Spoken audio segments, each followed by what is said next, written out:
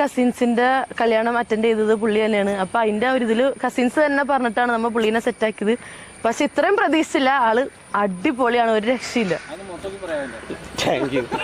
പിന്നെ എന്റെ ചങ്കാണ് കേട്ടാ.